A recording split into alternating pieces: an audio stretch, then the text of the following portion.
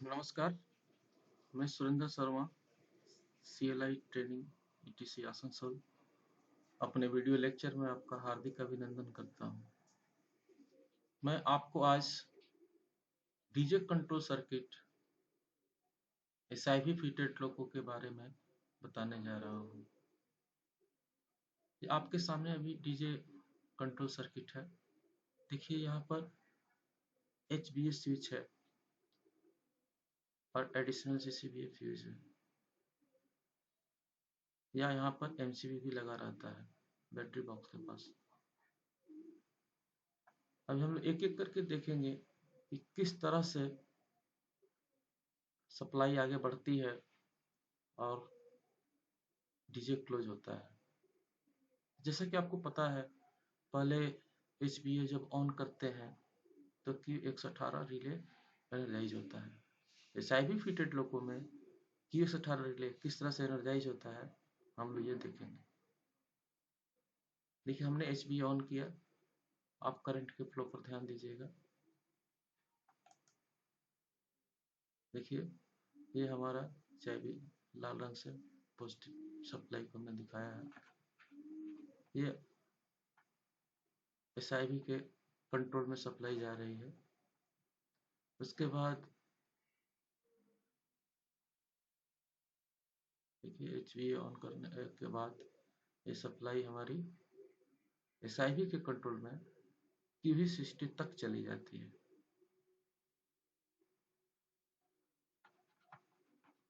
और फिर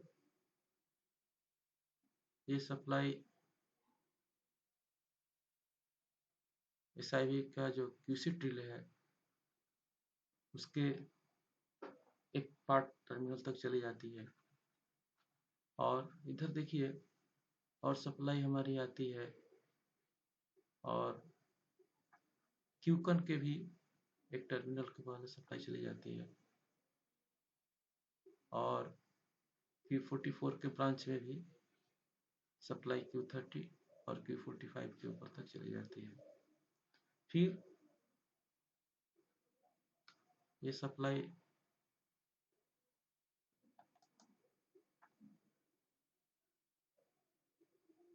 CCTJ fuse okay रहने के बाद BP1TJ नॉर्मली क्लोज रहता है। अब देखिए Q118 की सप्लाई कैसे मिलती है। इधर से Q118 के ब्रांच में क्यूकन, चूंकि अभी एसआईवी चल नहीं रहा है इसलिए क्यूकन का नॉर्मली क्लोज इंटरलॉक यहाँ पर क्लोज है और सप्लाई इस तरह से Q46 रिले मेरा अभी डी एनर्जाइज है तो उसका भी एनसी इंटरलॉक क्लोज है और इस तरह से GR0 से 5 के बीच का इंटरलॉक ये भी क्लोज है। और देखिए यहाँ पर सप्लाई आकर के Q118 रिले एनर्जाइज हो गया। Q118 रिले एनर्जाइज होने के बाद इसका एनो इंटरलॉक Q44 की शाखा पर क्लोज हो जाता है।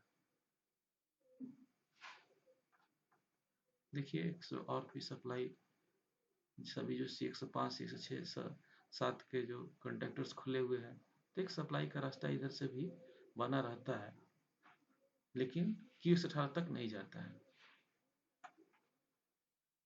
देखिए, Q118 का इंटरलॉक यहाँ पर बैठ गया, मतलब HBA को ऑन किए, Q118 रिले एनर्जाइज हुआ और इसका एनो इंटरलॉक Q44 की शाखा पर बैठ गया।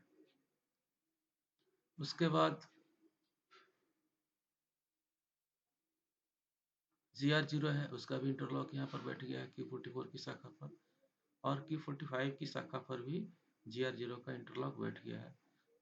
और जब हम HBA ऑन करते हैं तो पहला काम करते हैं, बेबी कंप्रेसर चलाते हैं जिससे कि हमारा RS प्रेशर बढ़ता है और RS प्रेशर बढ़ने से QPDJ रिले का इंटरलॉक MTDJ की शाखा पर यहाँ पर बैठ जाता है।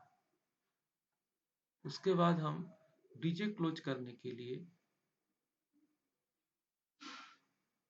BL की को अनलॉक करते हैं। वैसे पेंटो उठाने के पहले हम लोग BL की को अनलॉक कर देते हैं क्योंकि उसमें डीजे के बत्ती जलना देखना जरूरी होता है। अभी देखिए,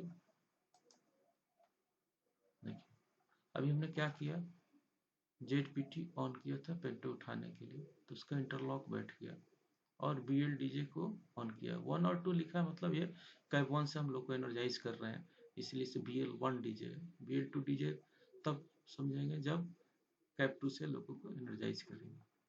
उसके बाद देखिए हम BLR DJ को प्रेस करते हैं डीजे क्लोज करने के लिए।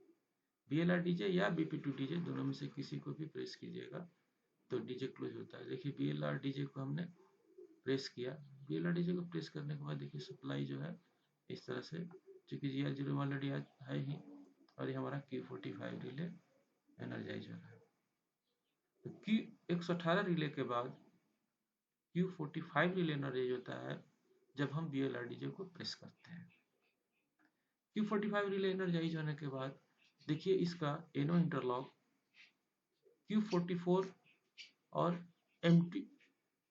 Q44 और MTDJ के ब्रांच में लगा रहता है। तो देखिए जब Q45 एनर्जाइज हो गया तो देखिए क्या होता है, Q45 का इंटरलॉक यहाँ क्लोज हुआ, और ये दो जगह एनो इंटरलॉक Q45 का क्लोज हो गया। तो जब Q45 का एनो इंटरलॉक एनर्जाइज होता है और उसका जब एनो इंटरलॉक बैठता है तो देखिए Q44 को सप्लाई मिलती है। Q45 को सप्लाई मिली, और Q45 को सप्लाई मिलने के बाद ये Q44 रिले एनर्जाइज हो जाता है। Q45 रिले एनर्जाइज हो गया। Q44 रिले एनर्जाइज होने के बाद इसका इंटरलॉक देखिए MTDJ की शाखा पर बैठ गया, और चूंकि हम डीजे क्लोज करने के पहले सारा सेफ्टी रिले का पोजीशन देख चुके हैं, कोई भी सेफ्टी रिले टारगेट ड्रॉप है मतलब उस रिले एनर्जाइज नहीं है, तो उसका जो NC इंटरलॉक है वो क्लोज रहता है। देखिए NC इंटरलॉक क्लोज है QLM का, फिर से आपका QP1 का, QP2 का, QP2 का इंटरलॉक, फिर QRSI भी डी एनर्जाइज है, इसका भी इंटरलॉक QRSI2, और QCIT भी डी एनर्जाइज है। तो ये इंटरलॉक इस तरह से करके सप्लाई आगे बढ़ रही है।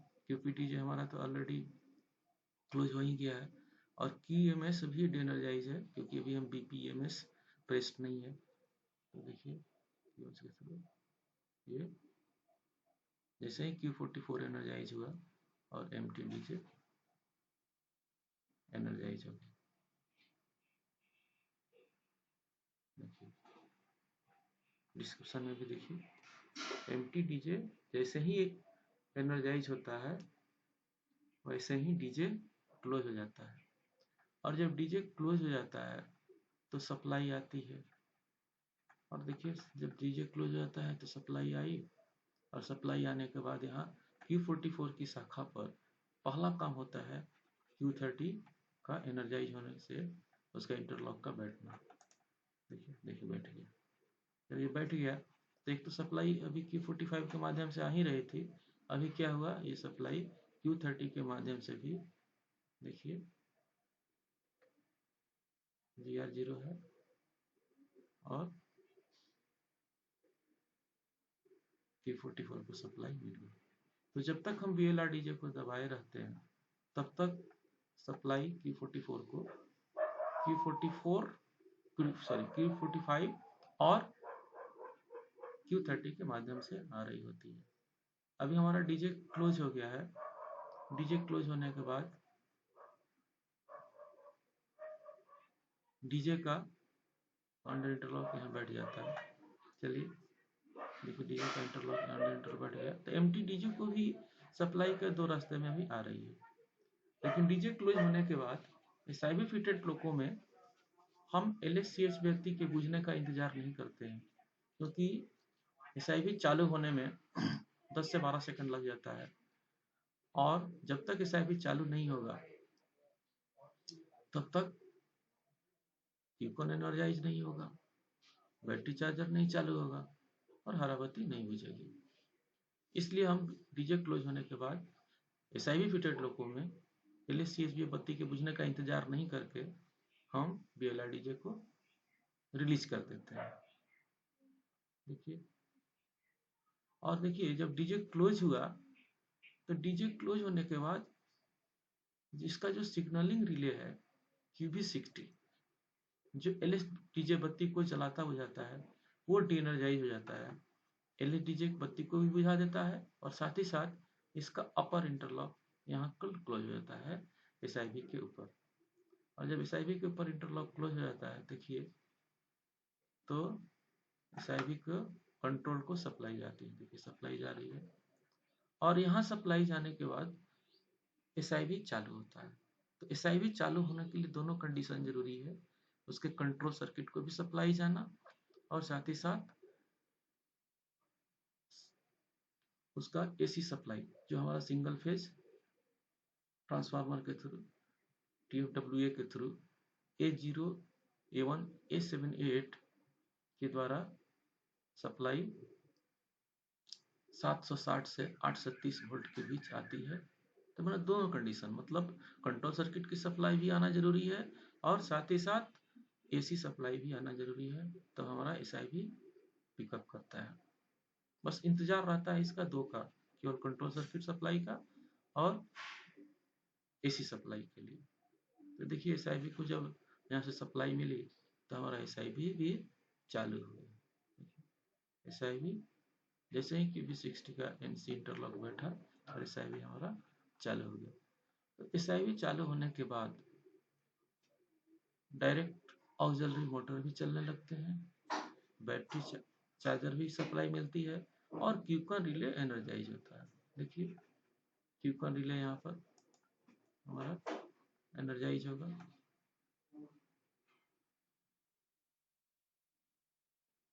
और चूंकि हम BLR को छोड़ चुके हैं, तो देखिए Q45 रिले डी एनर्जाइज हो गया। Q45 रिले डी एनर्जाइज होने के बाद देखिए एम्प्टी डीजे को सप्लाई केवल अपने ही खुद डीजे के इंटरलॉक के माध्यम से मिलते रहती है। और देखिए यहाँ भी यह Q45 सप्लाई इधर से कट गई, ये क्योंकि Q45 डी एनर्जाइज हो गया और इसका NO इंटरलॉक खुल गया। अब सप्लाई का माध्यम है Q44 को Q30 के माध्यम से, और सप्लाई आ गई है तो लो वोल्ट रिले Q30 एनर्जाइज हो गया है और सप्लाई जो है इधर से आने लगी है। उसके बाद अब SIB चालू हो रहा है। जब SIB चालू होता है तो देखिए डायरेक्ट ऑक्सिलरी मोटर चल रहा है। डायरेक्ट ऑक्सिलरी मोटर चला तो MBSL1 का QBSL1 रिले बैठ गया, MBSL2 का QBSL2 बैठ गया, MPH का QPH बैठ गया और सप्लाई का माध्यम एक हमने रास्ता बना दिया। क्यूकन एनर्जाइज होने के पहले हमने एक रास्ता बना दिया कि C105, C106, C107 और डायरेक्ट ऑक्सिलरी मोटर चालू होने से ये MBSL1 का QBSL1, MBSL2 का QBSL2, MPH का QPH रिले बैठ गया और Q118 को सप्लाई का एक रास्ता इधर से बन गया। क्योंकि जब क्यूकन एनर्जाइज होगा तो उसका तो NC इंटरलॉक यहाँ से खुल जाएगा, इसीलिए अरेंजमेंट है कि इधर से सप्लाई आ जाएगी। देखिए MBSI1 का QBSI1, MBSI2 का QBSI2 भी यहाँ पर बैठ गया Q44 की शाखा पर। यहाँ भी एक पैरेलल रास्ता Q44 के लिए हमने बना दिया।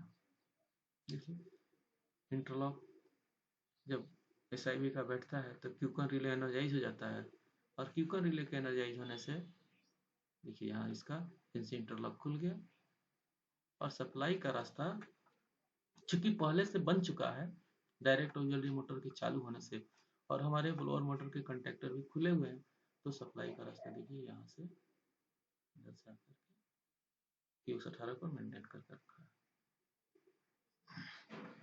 तो जब डीजे क्लोज हो गया तो डीजे क्लोज होने के लिए एम्प्टी डीजे का एनर्जाइज रहना जरूरी है, Q118 का एनर्जाइज रहना जरूरी है और Q44 का एनर्जाइज होना जरूरी है।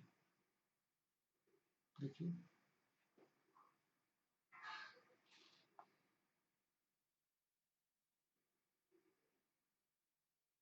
और देखिए उसके बाद हम एक काम करते हैं, BLVMT को जब ऑन करते हैं, गाड़ी चलाने के लिए तो BLVMT को ऑन करना पड़ता है, तो देखेंगे कि BLVMT होने के बाद SIB सर्किट में क्या परिवर्तन होता है।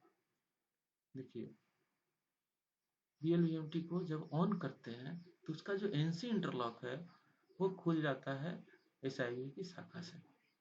और यही कारण है कि जब बीएलवीएमटी को ऑन करते हैं तो एसआईवी बंद हो जाता है,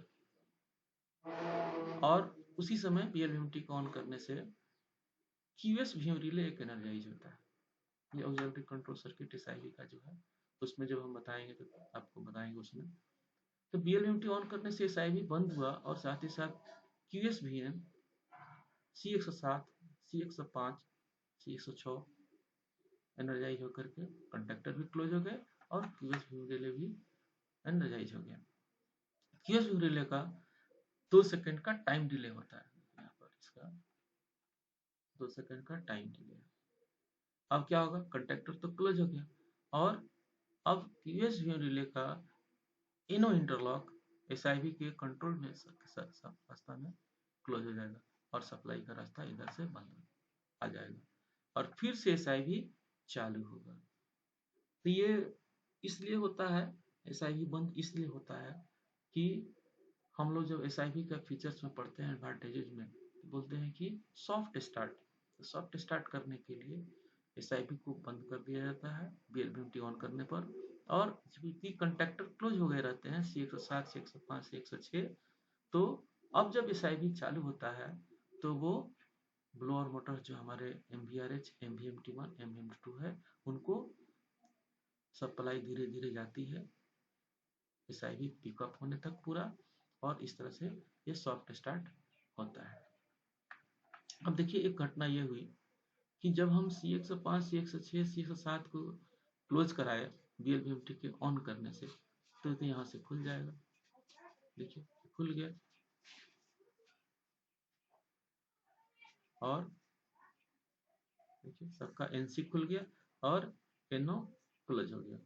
मतलब अभी Q118 को दो तरफ से सप्लाई जाने का रास्ता हो गया, एक GR0 से 5 और C105, C106, C107 के एनओ इंटरलॉक से। और चूंकि हम बीएलवीएमटी को ऑन किए हैं तो, और सॉफ्ट स्टार्ट हो रहा है MVRH, MVMT1, MVMT2 का, तो क्या होगा देखिए, MVMT1 का KVMT1 रिले, MVMT2 का KVMT2 रिले और MVRH का KVRH रिले बैठ जाएगा, और सप्लाई इधर से देखिए आकर के ये हमारा रास्ता इधर से बन गया। तो जब तक गाड़ी हमारी चल रही होती है तो ये सप्लाई Q118 को QVMT1, QVMT2, QVRH, QVSL1, QVSL2, QVH के माध्यम से मिलते रहती है, और हमारा डीजे क्लोज रहता है, और इस तरह से गाड़ी चलते रहती है और कोई समस्या नहीं आती है। तो हमें उम्मीद है कि इस एनिमेशन के माध्यम से आपको एसआईवी फिटेड लोको का किस तरह से डीजे क्लोज होता है, और किस तरह से विभिन्न परिस्थितियों में डीजे का क्लोज रहना मेंटेन रहता है, ये आपको समझ में आ गया होगा। और अगर आपको कोई कमेंट या कोई सुझाव है तो आप हमारे चैनल के माध्यम से दे सकते हैं। धन्यवाद।